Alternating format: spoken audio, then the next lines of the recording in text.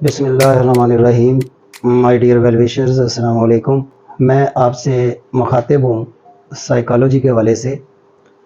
नफ्सियात, जो कि इंग्लिश में इसको साइकोलॉजी कहते हैं, देखने में ये एक लंबा सा वर्ड है जिसको हम साइकोलॉजी का नाम देते हैं। अगर इसको हिज्जों में पढ़ें तो PSY साई कोलो CHOLO कोलो GYG साइकोलॉजी। इसमें याद रखिएगा कि P साइलेंट है, सेकंड है, साइकोलॉजी। अमूमन ये देखा गया है कि लोग इंटर कर जाते हैं या BS, तो बाज़ स्टूडेंट इससे मिले हैं जिनको साइकोलॉजी के स्पेलिंग नहीं आते, P वो बोलना भूल जाते हैं, लिखना भूल जाते हैं। इसलिए साइकोलॉजी को याद कर लें, साइकोलॉजी, PSY साई CHOLO कोलो GYG। Dear well wishers, psychology एक यूनानी ज़बान का लफ्ज़ है, दो अल्फाज से बना है, साइकी और लोगस। साइकी, इसके मीनिंग है सोल, माइंड, SOUL सोल। और लोगस की हम बात करें तो उसके मीनिंग है study of.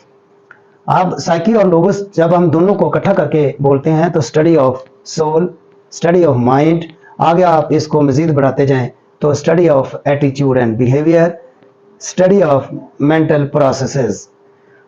My dear well wishers, ये नफ्सियात एक ऐसा टॉपिक है जो हर इंसान के लिए इसको इस्तेमाल किया जा सकता है।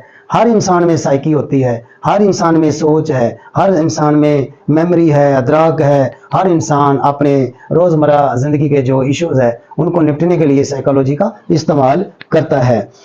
तो ये साइकी और लोगस जिसमें हमने डिस्कस किया, किसको? सोल को, माइंड को। अब माइंड जानवर में भी होता है, इंसान में भी होता है। मेंटल प्रोसेसेस जितने भी जानवर हैं तमाम में हो रहे होते हैं। आप तमाम जानदारों के मेंटल प्रोसेसेस को पढ़ना, सोचना, समझना, ये नफ्सियात कहलाता है।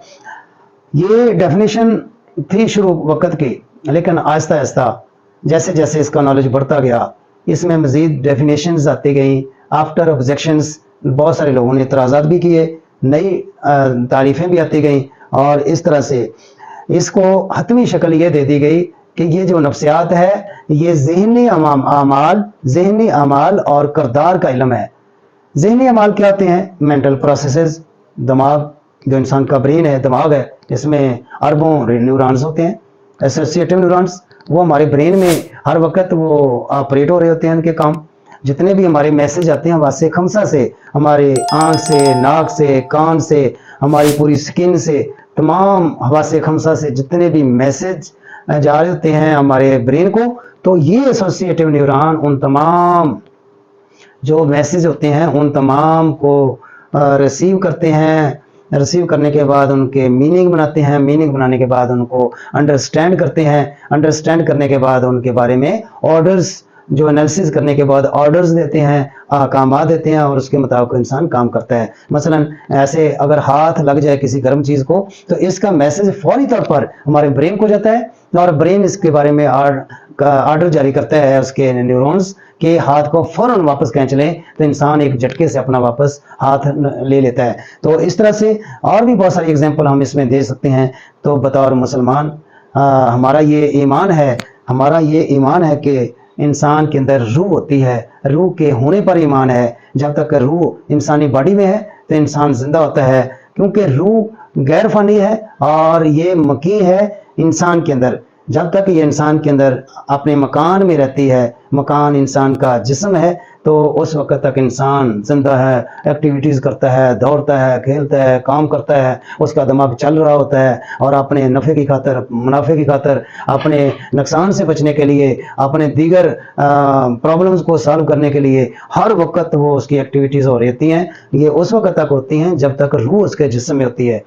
और ये इस बात ज़हन नशीन कर लें, रूह हमारी गैर फ़ानी है जबकि जिस्म हमारा फ़ानी है। तो जब तक जिस्म में ये है रूह, तो हमारे जिस्म की तमाम एक्टिविटीज़ सर अंजाम दे रही होती हैं। जब इंसान को मौत वाक़या होती है, मौत इसी चीज़ का नाम है कि रूह इंसान की निकल जाती है बॉडी से, और निकल कर रूह ने ताअबद क़यामत तक इसने रहना है, क्योंकि ये गैर फानी है, जबकि जिस्म हमारा इस ज़मीन पर रह जाता है। तो माय डियर वेल विशर्स, उम्मीद है कि ये आपको वीडियो बहुत अच्छी लगी होगी। अस्सलाम वालेकुम।